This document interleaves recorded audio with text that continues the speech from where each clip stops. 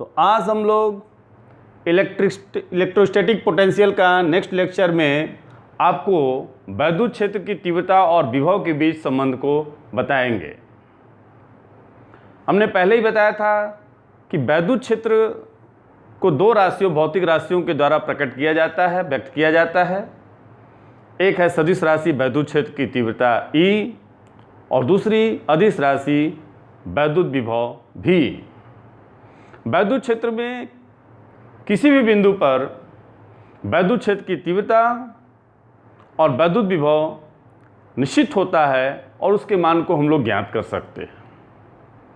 किसी बिंदु आवेश के कारण वैद्युत क्षेत्र में स्थित किसी भी बिंदु पर वैद्युत क्षेत्र की तीव्रता और वैद्युत विभव का मान हम लोग आसानी से ज्ञात कर सकते हैं।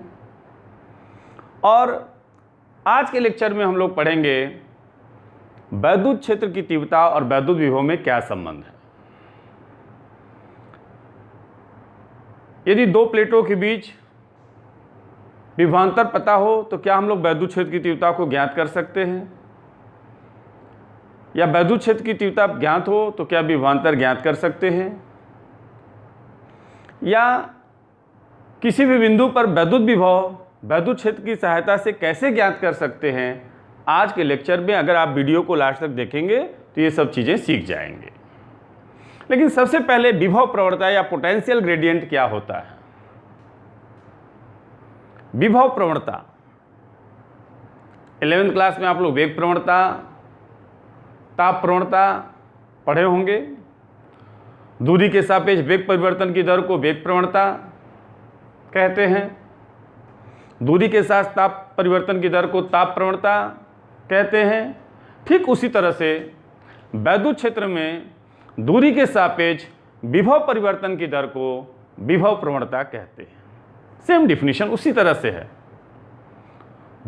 वैद्युत क्षेत्र में दूरी के सापेक्ष विभव परिवर्तन की दर को विभव प्रवणता कहते हैं। लिख देते हैं। वैद्युत क्षेत्र में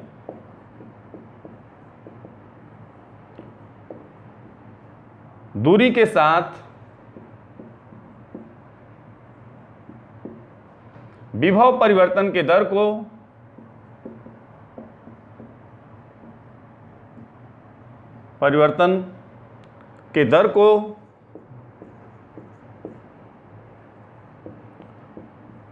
विभव प्रवणता या पोटेंशियल ग्रेडियंट कहते हैं।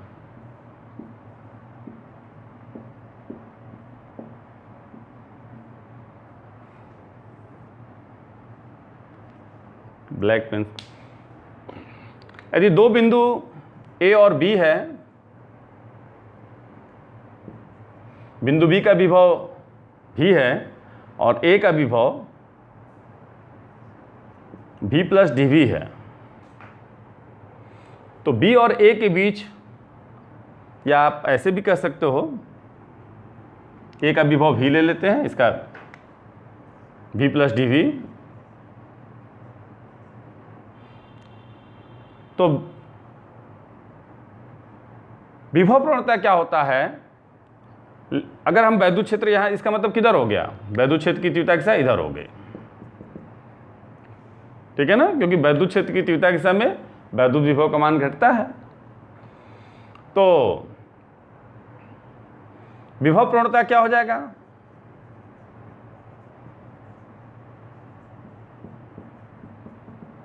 VV माइनस VA, और इनके बीच की दूरी को हम मान ले रहे हैं dx या dr, कुछ भी ले लेते हैं, dr ही ले लेते हैं। दोनों बिंदुओं के बीच की दूरी को dr ले रहे हैं, तो VV माइनस VA अपान dr। V plus dV minus V अपान dr, V से V कैंसिल हो गया, dV अपान dr। तो विभव प्रवणता dV बाई dr ये एक सदिश राशि है, वेक्टर क्वांटिटी है, जिसकी दिशा निम्न विभव से उच्च विभव की ओर होती है। विभव प्रवणता दो बिंदुओं के बीच का अगर विभवांतर dV हो और बीच की दूरी अगर dr हो तो कैसे निकलेगा, dV बाई dr, ठीक है ना। और एक सदिश राशि है, ध्यान देंगे, विभव एक अदिश राशि है और विभव प्रवणता एक सदिश राशि है। सदिश राशि है तो इसकी दिशा की आवश्यकता होगी ही, दिशा इसकी निम्न विभव से उच्च विभव की ओर होती है। dV/dr को विभव प्रवणता कहते हैं। और वैद्युत क्षेत्र की तीव्रता किसी भी स्थान पर विभव प्रवणता के ऋणात्मक मान के बराबर होता है। ये भी आपको अभी सिद्ध किया जाएगा इसको, लेकिन अभी जान लीजिए, किसी स्थान पर वैद्युत क्षेत्र की तीव्रता विभव प्रवणता के ऋणात्मक मान के बराबर होता है। E = -dV/dr होता है। अगर वेक्टर फॉर्म में लिखना चाहते हैं तो ऐसे लिख देंगे। इसको भी हम लोग सिद्ध करेंगे। किसी भी स्थान पर वैद्युत क्षेत्र की तीव्रता विभव प्रवणता के ऋणात्मक मान के बराबर होता है, लेकिन उससे पहले विभव प्रवणता का विमी सूत्र और विभव का विमी सूत्र अभी हम लोग नहीं निकाले हैं तो निकाल लेते हैं। तो बहुत ही आसानी से विभव या विभवांतर का विमी सूत्र आप निकाल सकते हो। कैसे? V = क्या होता है? W/Q। V की विमा निकाल लें तो W कार्य है, कार्य का क्या होता है विमी सूत्र? mL² T/-2। और आवेश का Q = I × T होता है, तो A × T आप लोग अपने से निकाल सकते हो, आप कोई मुश्किल नहीं है। तो V = हो जाएगा mL/2 A/-1 T/-3। ये विभव का, वैद्युत विभव का विमी सूत्र हो गया। और विभव प्रवणता का विमी सूत्र क्या होगा?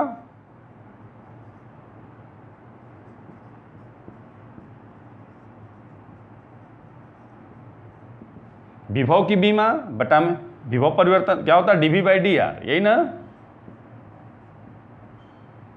तो विभवांतर का वही होगा जो विभव का,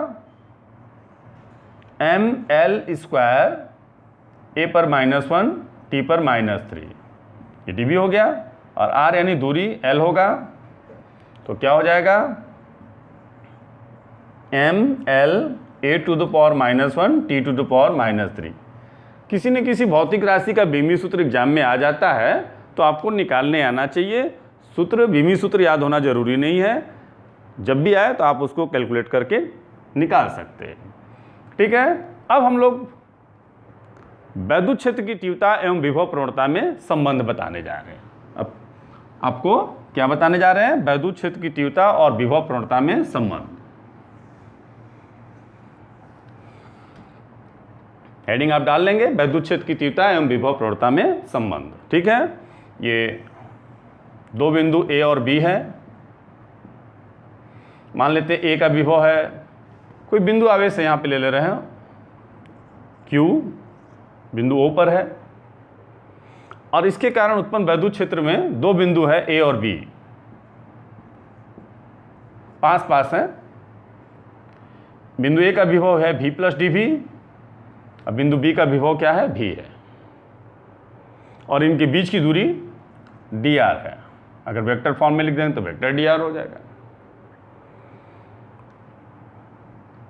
वैद्युत क्षेत्र की तीव्रता E इधर है।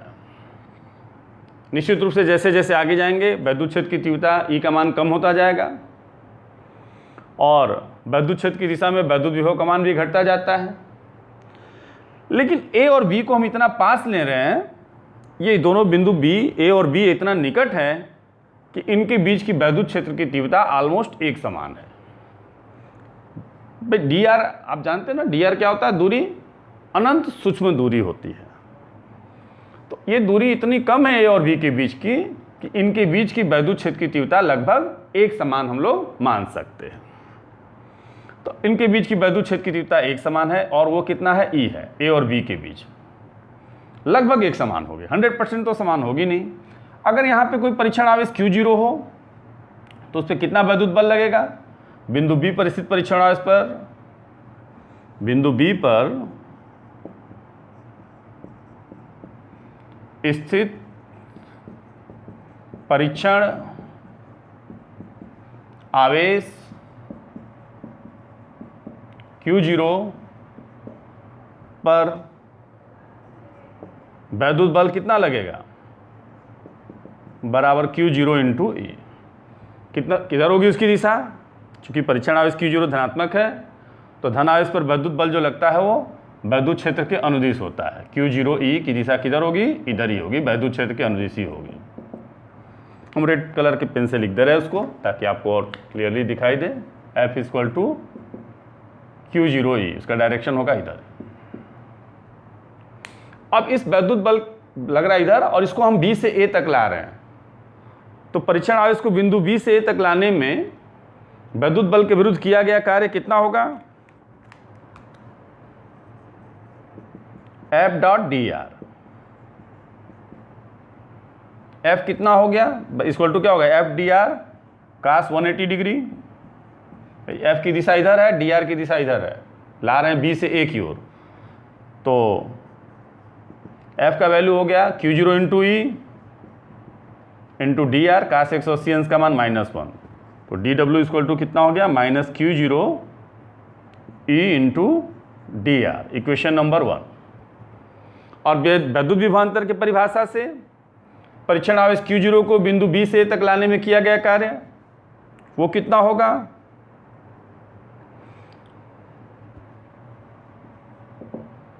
डी डब्ल्यू इक्वल टू क्या होगा Q0 into VA minus VB। ये तो पहले से हम लोग पढ़ चुके हैं, B से A तक लाने में वैद्युत बल के विरुद्ध किया गया कार्य, तो VA कितना हो जाएगा V प्लस DV, और ये कितना हो जाएगा V से V कैंसिल हो गया, Q0 into DV, equation number 2। तो समीकरण 1 और 2 से हम क्या कह सकते हैं, दोनों कार्य सेम है, -Q0 into E D R equal to Q0 DV। Q0 से Q0 कैंसिल हो गया, E इक्वल टू क्या हो जाएगा -dV बाई डी आर। एक बहुत ही महत्वपूर्ण निष्कर्ष निकला कि वैद्युत क्षेत्र की तीव्रता का मान विभव प्रवणता के ऋणात्मक मान के बराबर होता है। वैद्युत क्षेत्र में किसी भी स्थान पर वैद्युत क्षेत्र की तीव्रता विभव प्रवणता के ऋणात्मक मान के बराबर होता है। तो ये वैद्युत क्षेत्र की तीव्रता और विभव प्रवणता में एक संबंध स्थापित हो गया। इस संबंध की सहायता से हम लोग किसी भी स्थान पर अगर वैद्युत क्षेत्र की तीव्रता का मान ज्ञात हो तो उस स्थान पर वैद्युत विभव के मान को आसानी से ज्ञात कर सकते हैं। कैसे ज्ञात करते हैं वो भी हम आपको बता दे रहे हैं। तो ये रिलेशन आप समझ गए कि किसी भी स्थान पर वैद्युत क्षेत्र में किसी भी स्थान पर वैद्युत क्षेत्र की तीव्रता विभव प्रवणता के ऋणात्मक मान के बराबर होती है। ठीक है,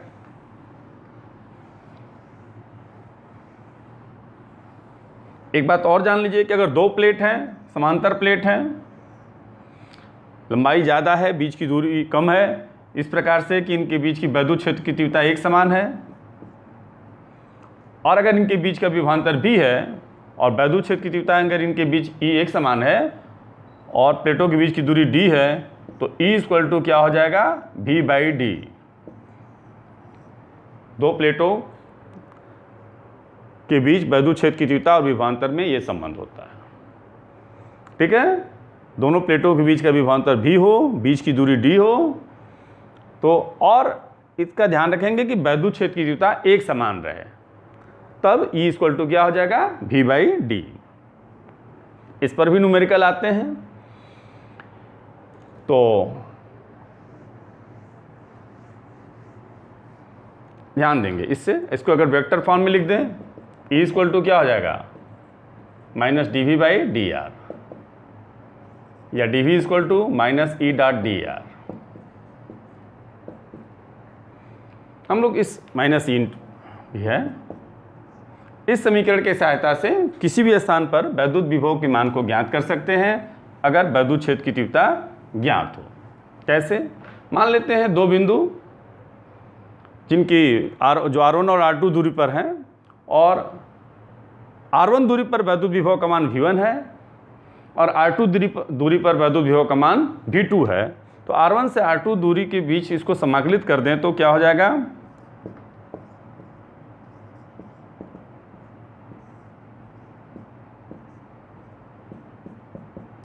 E डॉट डी आर। जहाँ R1 दूरी पर वैद्युत विभव का मान V1 है और R2 दूरी पर वैद्युत विभव का मान V2 है। वैद्युत क्षेत्र में R1 दूरी पर वैद्युत विभव का मान अगर V1 है और R2 दूरी पर वैद्युत विभव का मान V2 है, तो अगर हम दोनों पक्षों का समाकलन कर दें इस सीमा के भीतर तो क्या हो जाएगा, R1 to R2 minus E dot D R equal to क्या होगा, V1 to V2 dV। R1 पे वैद्युत विभव का मान V1 हो गया, R2 पर वैद्युत विभव का मान V2 हो गया। तो दो बिंदुओं के बीच वैद्युत विभवांतर आसानी से निकल जाएगा। लेकिन अगर R1 अनंत पर हो तो आप जानते हो अनंत पे वैद्युत विभव का मान क्या होता है, शून्य होता है। तो उस केस में क्या हो जाएगा, ये पहले इसको समाकलन करेंगे तो dx का जैसे x होता है dv का वैसे ही v होता है। उसके बाद ये इसको v कर दे रहे, इधर का समाकलन तो हो गया, v1 to v2 R1 to R2 E dot D R, upper limit minus lower limit v2 minus v1 equal to क्या हो जाएगा, R1 to R2 E dot D R. ठीक है। अब R1 इन्फिनिटी हो जाए तो V1 क्या हो जाएगा, 0। तो उस केस में क्या हो जाएगा, V2 equal to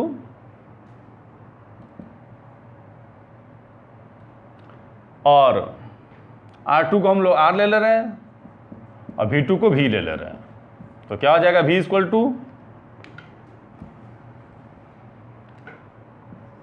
V minus 0 हो जाएगा। तो 0 नहीं लिख रहे हैं, सीधे infinity to R E dot D R भी, इसको R के टर्म में इस तरह से हम लोग लिख सकते हैं। तो किसी भी स्थान पर वैद्युत विभव का मान निकालना हो तो इस सूत्र का उपयोग करके हम लोग आसानी से निकाल सकते हैं। V is equal to minus infinity to R vector E dot D R. और अगर R1 R2 के पद में लिखना हो तो इस तरह से लिख सकते हैं। तो इसका हम लोग प्रयोग करके, इसका उपयोग करके वैद्युत क्षेत्र की तीव्रता ज्ञात होगा तो वैद्युत विभव को ज्ञात करेंगे। जैसे आप गॉस थ्योरम में पढ़े हो, गोलीय कोश है तो बाहर स्थित बिंदु पर वैद्युत क्षेत्र की तीव्रता क्या होती है, गोलीय कोश के पृष्ठ पर वैद्युत क्षेत्र की तीव्रता क्या होती है, गोलीय कोश के भीतर वैद्युत क्षेत्र की तीव्रता क्या होती है। तो क्या उन बिंदुओं पर हम लोग वैद्युत विभवांतर को, वैद्युत विभव को भी ज्ञात कर सकते हैं क्या? निश्चित रूप से इस समीकरण की सहायता से हम लोग वैद्युत विभव को भी ज्ञात कर सकते हैं और उसको हम ज्ञात करना बताएंगे। लेकिन विभव प्रवणता और वैद्युत क्षेत्र की तीव्रता में संबंध की सहायता से हम लोग कुल मिलाकर के यह निष्कर्ष निकालने की स्थिति में आ गए हैं कि किसी भी स्थान पर वैद्युत क्षेत्र की तीव्रता मालूम हो तो वैद्युत विभव ज्ञात कर सकते हैं। मतलब दोनों में एक दूसरे में आपस में ये संबंध है। भाई वैद्युत क्षेत्र की तीव्रता भी किसी स्थान पर निश्चित होती है और वैद्युत विभव भी निश्चित होती है वैद्युत क्षेत्र में। और अगर किसी आवेश Q को अगर हम लोग V वोल्ट से त्वरित कर दें तो कितनी ऊर्जा उत्पन्न होगी, वो Q इंटू V होती है।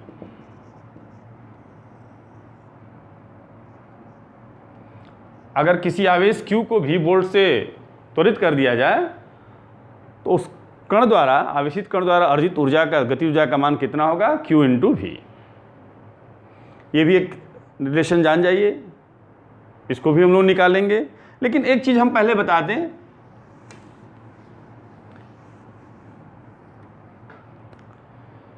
एक समान वैद्युत क्षेत्र में आवेशित कण का गमन पथ, अगर कोई आवेशित कण वैद्युत क्षेत्र के लंबवत दिशा में गति करता है तो उसका पथ परवलयाकार होता है।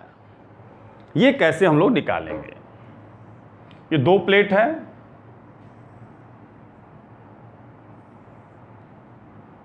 पॉजिटिव और निगेटिव है। ऊपर पॉजिटिव प्लेट है, नीचे निगेटिव प्लेट है। चाहे तो इसका आप 3D लुक दे सकते हैं। ऐसे इस तरह की प्लेटें हैं।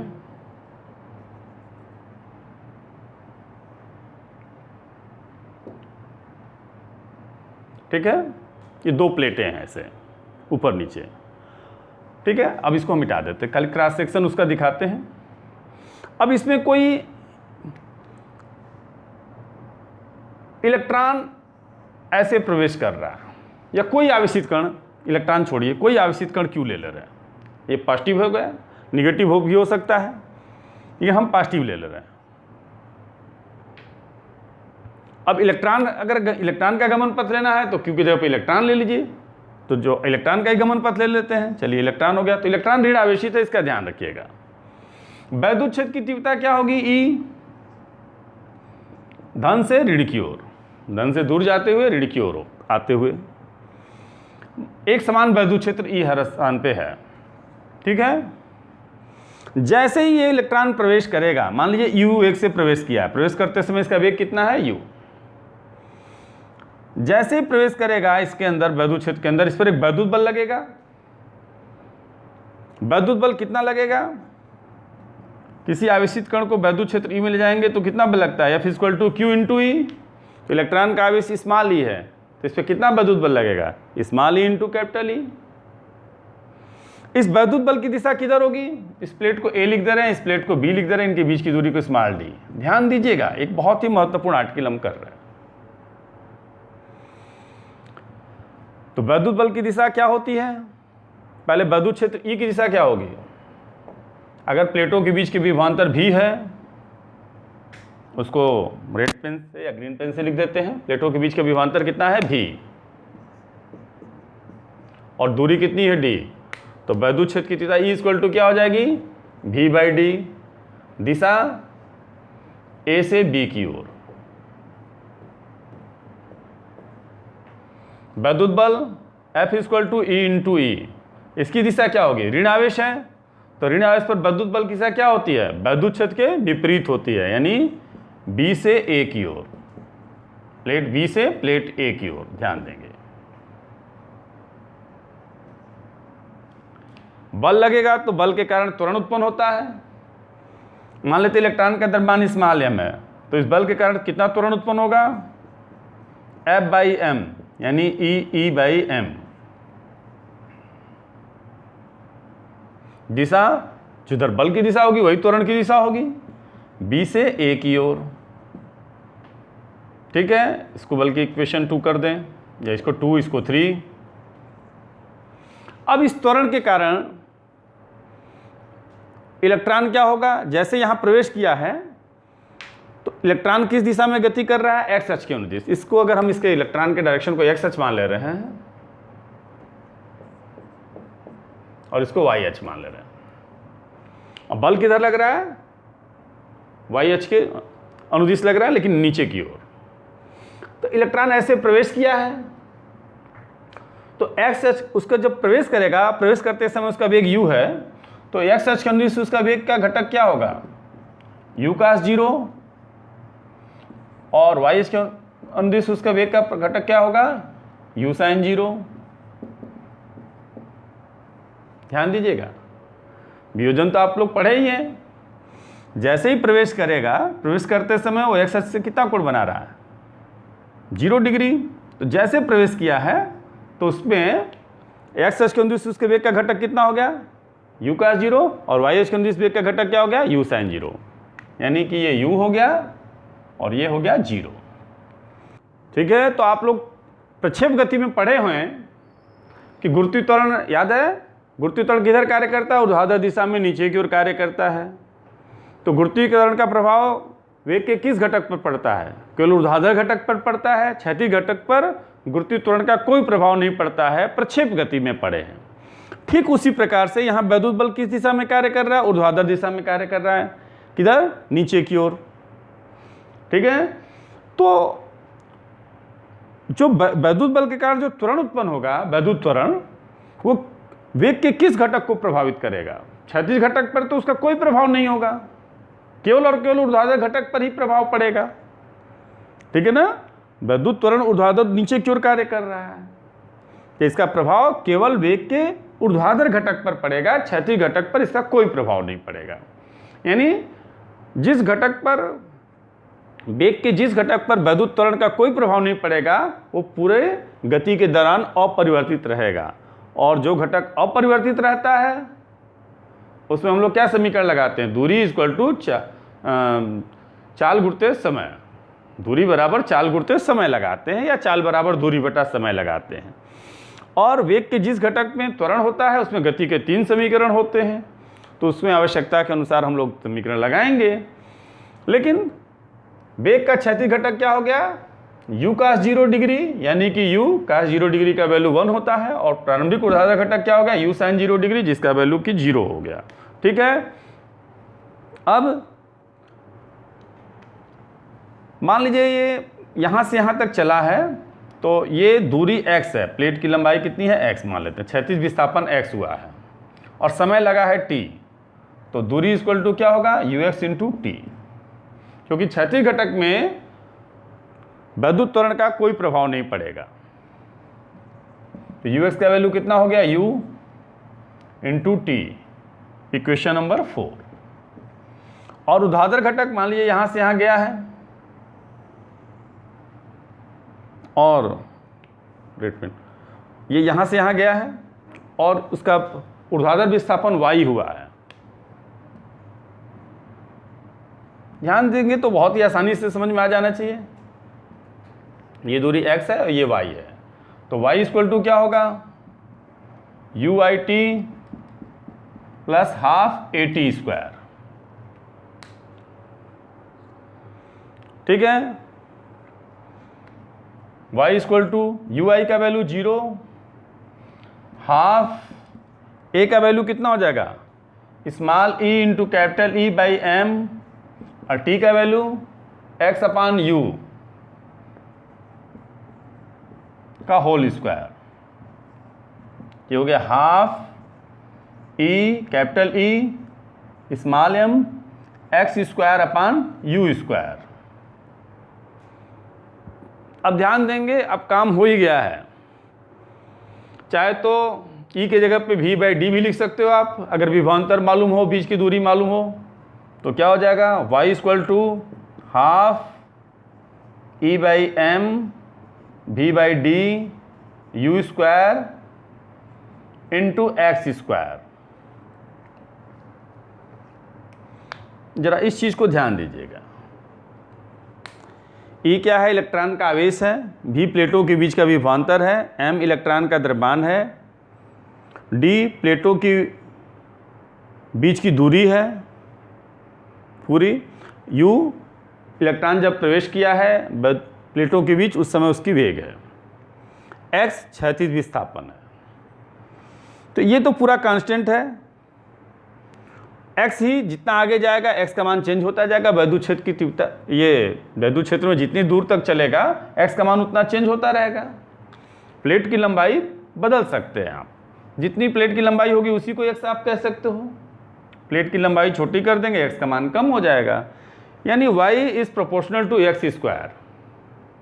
ये किसका समीकरण है, परवलय का, ये परवलय का है, यानी वैद्युत क्षेत्र में आवेशित कण का गमन पथ परवलयाकार होता है।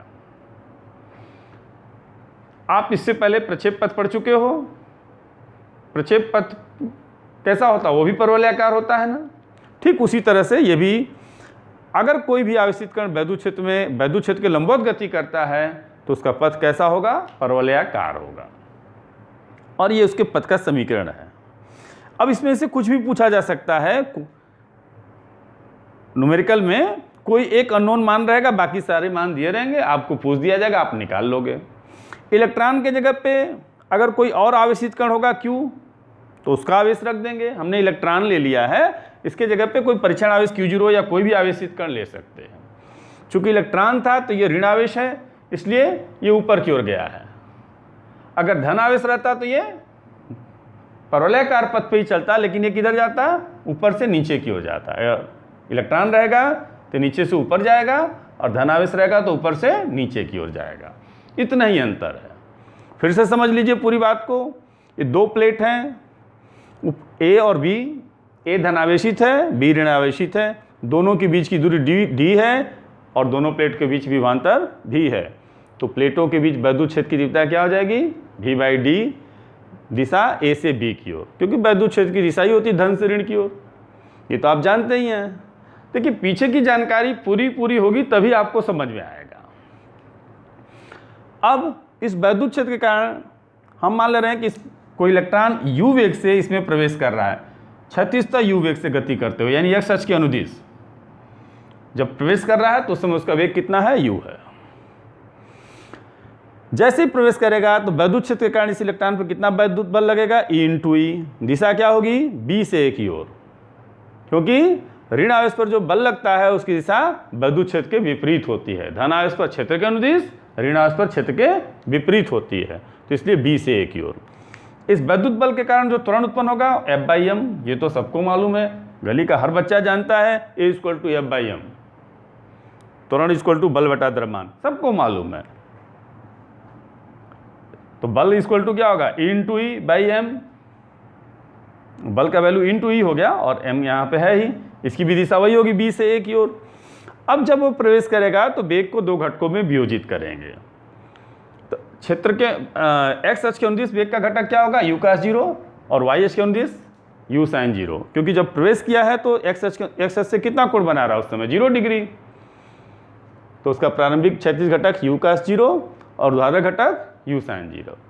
ठीक है, ये हो गया।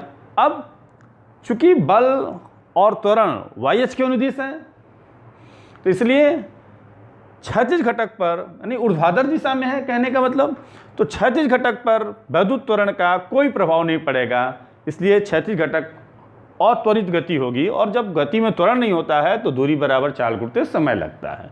तो क्षैतिज अक्ष के, मान लीजिए यहाँ से यहाँ तक जाने पर उसका विस्थापन जो हुआ, क्षैतिज विस्थापन x है, तो क्षैतिज विस्थापन x = क्या होगा, ux × t। दूरी बराबर चाल घूरते समय, प्रक्षेप गति में पढ़ चुके हैं आप, जब गति में त्वरण नहीं होता है तो दूरी बराबर चाल घूरते समय। कक्षा 6 वाला फार्मूला लगाते हैं, दूरी बराबर चाल घूरते समय, क्योंकि गति में त्वरण नहीं है। और ऊर्ध्वाधर गति में, ऊर्ध्वाधर विस्थापन अगर y हुआ है तो ऊर्ध्वाधर विस्थापन में जब गति में त्वरण होता है तो गति के 3 समीकरण होते हैं।